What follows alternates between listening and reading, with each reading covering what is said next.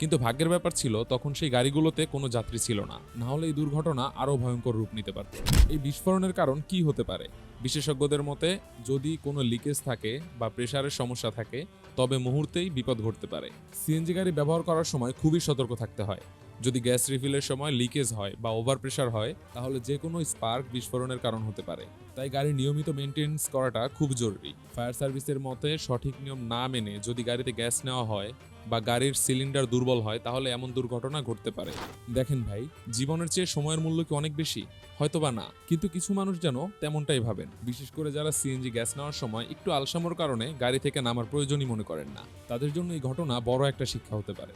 বিস্ফোরণের সময় যদি সেই গাড়িগুলোতে কেউ থাকতেন তাহলে কি ফলাফল হতে পারতো আপনারা হয়তো কিছুটা হলেও আন্দাজ করতে পারছেন। হয়তো একটা মুহূর্তের অলসতা তাদের জীবন কেড়ে নিতে পারতো। তাই কখনোই ঝুঁকি নেবেন না। গ্যাস নেওয়ার সময় অবশ্যই গাড়ি থেকে নেমে নিরাপদ দূরত্ব দাঁড়ান, কারণ 1 সেকেন্ড